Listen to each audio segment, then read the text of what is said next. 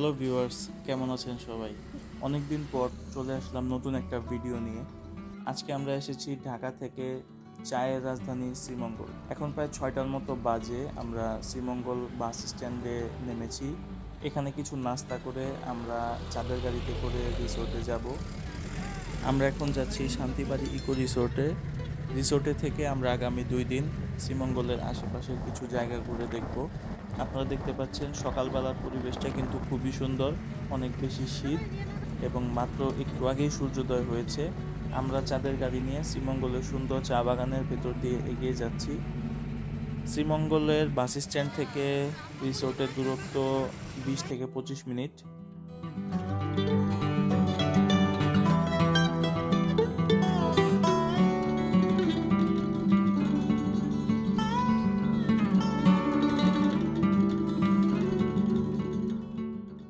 Viewers, আমরা রিসোর্টে চলে এসেছি। আমরা ভেতরে প্রবেশ করছি। আমার এর আগে ইকো রিসোর্টে থাকা হয়নি। সম্পূর্ণ গ্রামীণ পরিবেশ অথবা ন্যাচারাল একটা ফিল অনুভব করার জন্যই আসলে মানুষ এখানে আসে। চাঁদের গাড়ি থেকে নামার পর 3 থেকে 4 মিনিট হাঁটলেই রিসোর্টে চলে যাবেন আপনারা।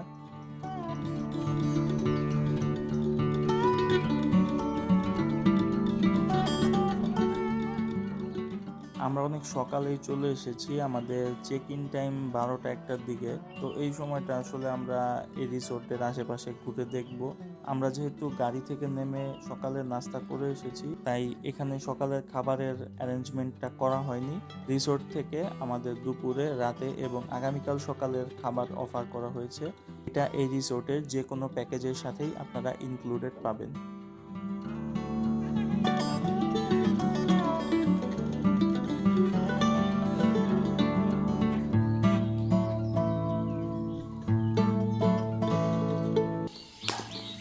এই কটেজটা অনেক বেশি সুন্দর আমার মনে হয়েছে অন্যান্য কটেজের তুলনায়। 2 তলা ডুপ্লেক্স টাইপের, এখানে সিঁড়ি আছে। ভেতরে সম্ভবত গেস্ট নেই। যদি এটা খোলা হয় অথবা আমাদের যদি এরকম কটেজ দেওয়া হয়, আমরা এখন জানি না কোনটা দেওয়া হবে। আমি ভেতরটা দেখানোর চেষ্টা করব, আর এগুলোর রেন্ট কীরকম এটাও আমি বলার চেষ্টা করব।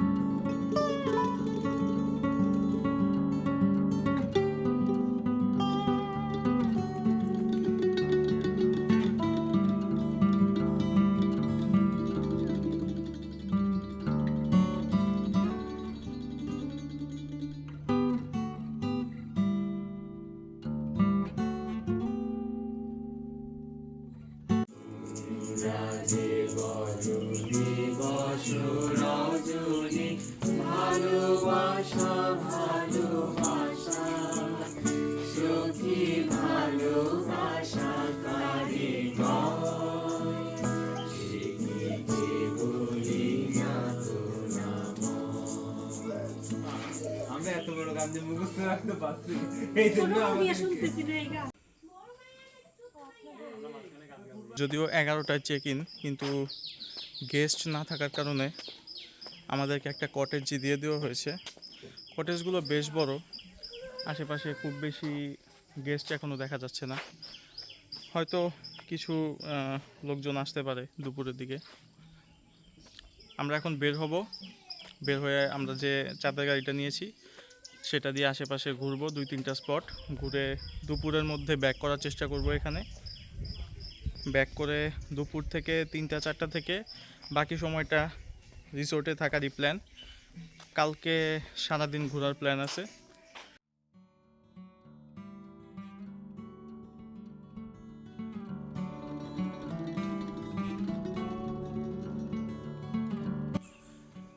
সকালে যখন বাস থেকে নামলাম তখন খুব বেশি শীত ছিল।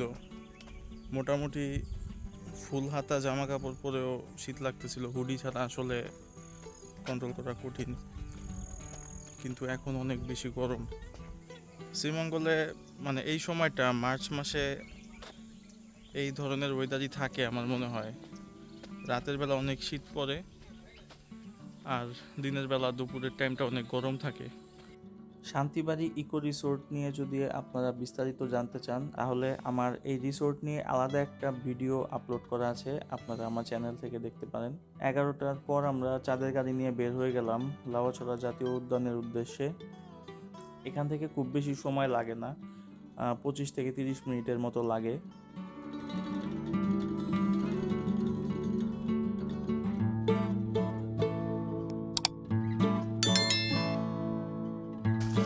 এছাড়া আপনার এখানে কিছু বন্যপ্রাণীর পর মায়া হরিণ, সজারু, বনরুই, মেছবাগ, বনবিড়াল, চিতা।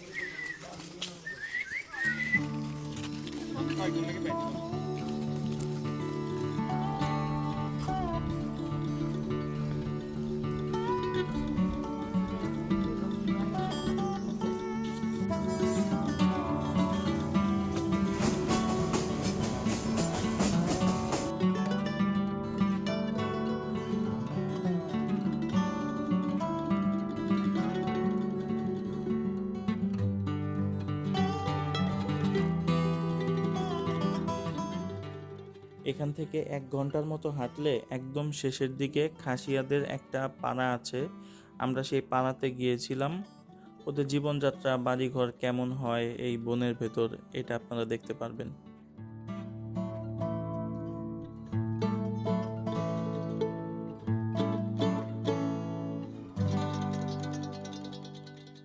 ঘুরতে ঘুরতে আমাদের সবারই অনেক বেশি ক্ষুধা লেগে যায়। 2:30 থেকে 3টার দিকে আমরা রিসোর্টে চলে আসি দুপুরের খাবারের জন্য।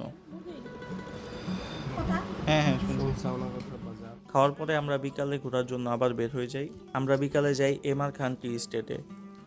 এমআর খান টি স্টেট সাধারণত পর্যটকদের জন্য খোলা থাকে, কিন্তু কোনো একটা কারণে ঢুকতে দিচ্ছিল না পর্যটকদের। আজকে তেমন কোনো লোক ছিল না, ফাঁকা ছিল। ছবি তোলার জন্য বা ভিডিও করার জন্য খুব সুন্দর একটা জায়গা, এবং বিকালটাও খুব সুন্দর ছিল। আমরা খুব ভালো একটা সময় কাটিয়েছি। আপনারা দেখতে পাচ্ছেন যতদূর চোখ যায় শুধু চা বাগান আর চা বাগান। শ্রীমঙ্গলে আসার পর এরকম একটা ভিউ যদি আপনারা না দেখেন তাহলে শ্রীমঙ্গলে আসাটাই বৃথা।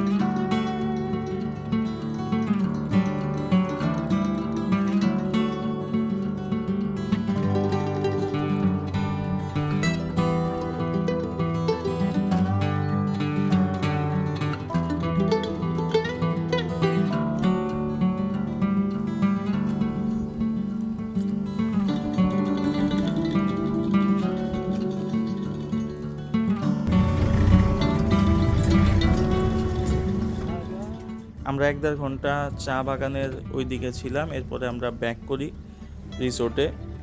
সন্ধ্যায় আমরা কিছু নাস্তা করি।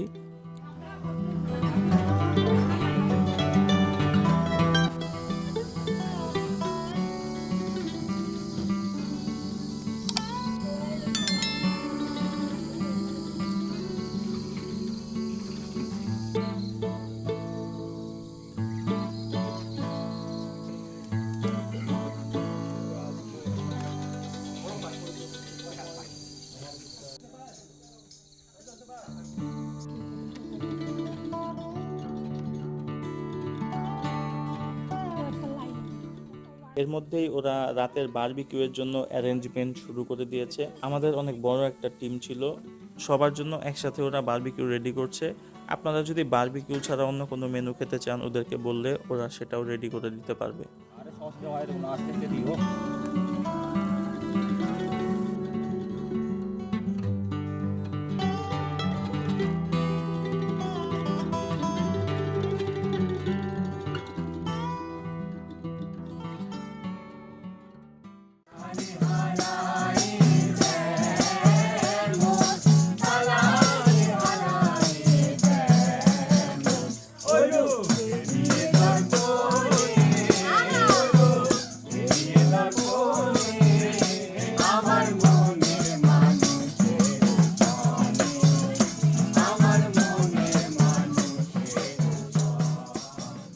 রাতের খাবারটা যতটুকু আশা করেছিলাম তার থেকেও অনেক বেশি ভালো ছিল, বিশেষ করে বারবিকিউটা।